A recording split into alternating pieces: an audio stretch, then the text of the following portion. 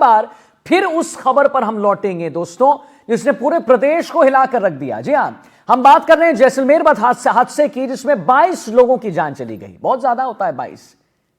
बस को लेकर स्थानीय प्रशासन सवालों के घेरे में है, और हो भी क्यों ना। अब हम आपको उस जगह ले चलते हैं जहां नॉन एसी बस को एसी में कन्वर्ट किया गया। आइए सबसे पहले हम आपको वहां पर लिए चलते हैं। यह वही बस है जो पहले नॉर्मल बस थी, लेकिन इसका कन्वर्जन हुआ, इसका मॉडिफिकेशन हुआ।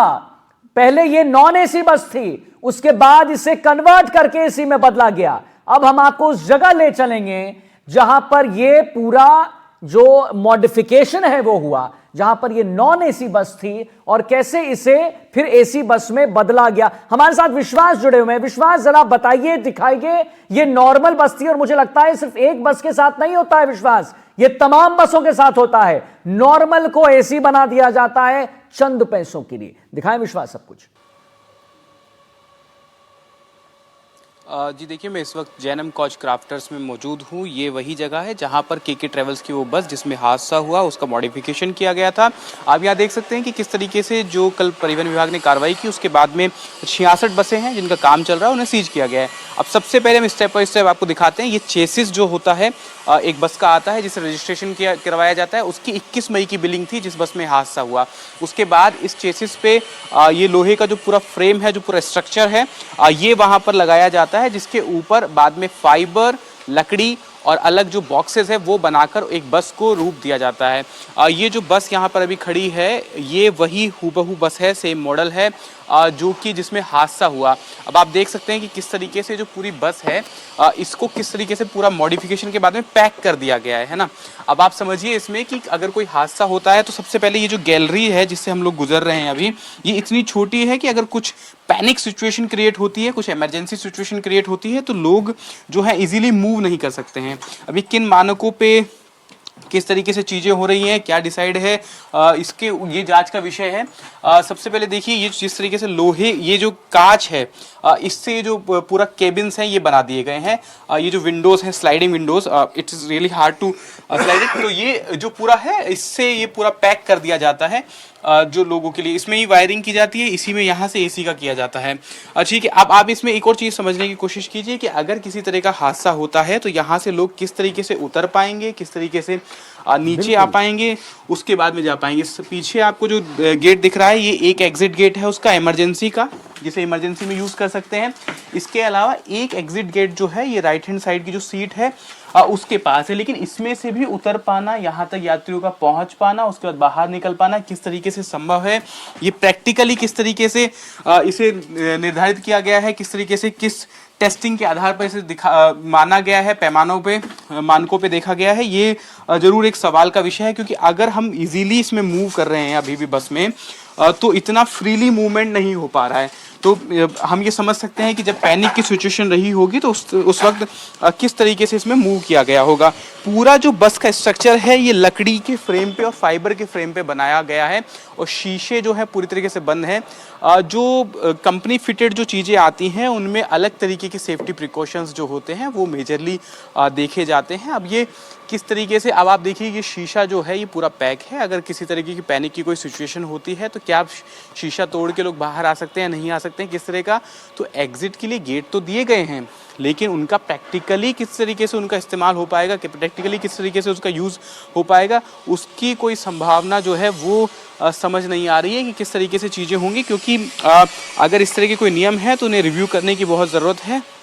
ये देखने की बहुत ज़रूरत है कि जो चीज़ें बनाई जाएँ, जो इक्विपमेंट्स लगाए जाएँ, जो भी तमाम तरह की फिटिंग्स की जाएँ, जो मॉडिफिकेशंस किए जाएँ, वो प्रैक्टिकली रहते हुए किए जाएँ, ना कि केवल एक बस को सुंदर दिखाने के लिए या केवल एक बस को बना देने के लिए।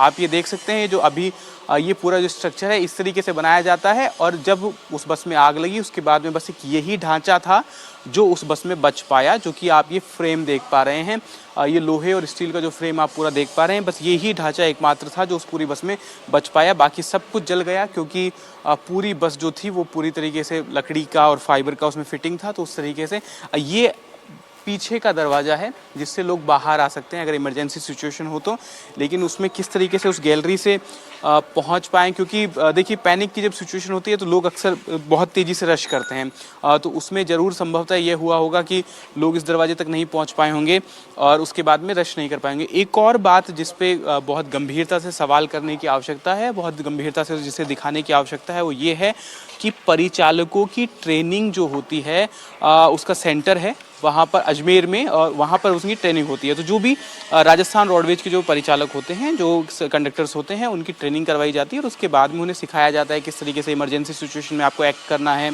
किस तरीके से यहाँ पे जो है गेट ओपन किए जाते हैं, किस तरह की पूरी जो तमाम चीज़ें हैं वो की जाती है। लेकिन अब चूँकि यहाँ पर जो परिचालक जिनको हायरिंग की जाती है निजी बसों में, उनकी उस तरीके से ट्रेनिंग नहीं होती है, वो टिकट काटना जानते हैं, तो यही एकमात्र उनकी योग्यता होती है। तो इसके वजह से भी कई बार ऐसी सिचुएशन बनती है कि उन्हें पता नहीं है कि how to respond in the emergency situation. तो अगर प्रॉपर ट्रेनिंग मिली हो तो हो सकता है कि वो अगर प्रॉपर ट्रेनिंग हो तो वो जान पाए कि किस तरीके से गेट खोलना है, साइड का गेट खोल देना है, पीछे का गेट खोल देना है, उसके बाद में वहाँ से निकल जाना है बाहर। तो इस तरह की चीज़ें जो हैं वो यहाँ पर हो सकती है। यहाँ पर कुछ कार्मिक मौजूद हैं लेकिन वो बात नहीं करना चाहते हैं, क्योंकि अभी परिवहन विभाग की कार्रवाई यहाँ पर हुई है। कार्रवाई के बाद में जो पूरा ये प्लांट है उसे सीज़ कर दिया गया है। तो अभी यहाँ पर जनरली जो लेबर्स यहाँ पर रोज़ काम करती थी वो लेबर्स यहाँ पर मौजूद नहीं है। एक दो कोई लोग हैं जो गार्ड वगैरह यहाँ पर हैं, बट लेकिन वो बात नहीं करना चाहते हैं, वो उस चीज़ से बच रहे हैं, क्योंकि अब परिवहन विभाग जब कार्रवाई कर चुका है, अभी बसेज जो हैं उन पर GI टैग कर दिया गया है। अब ये बसेज भी यहाँ से मूव नहीं कर सकती हैं, इसे सीज़ कर दिया गया है इस पूरे प्लांट को। अब ये जो बस है ये वही सेम मॉडल बस है जिस बस में हादसा हुआ। इसमें भी आप देख सकते हैं उसी तरीके से पूरा इसको फिट किया गया है, कांच वगैरह से इसको पूरा एकदम बंद बना दिया गया है, पूरा बंद कर दिया गया है, पैक कर दिया गया है इसको।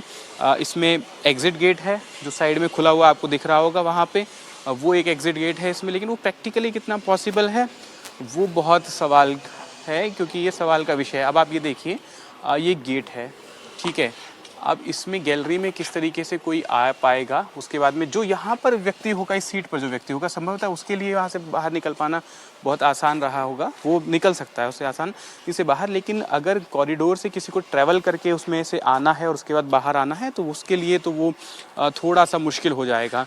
ऐसे ही जो पीछे का ये जो गेट है, जो ये गेट आपको दिख रहा है पीछे, ये उस बस में भी था, लेकिन वही सवाल फिर से लकड़ी का गेट है।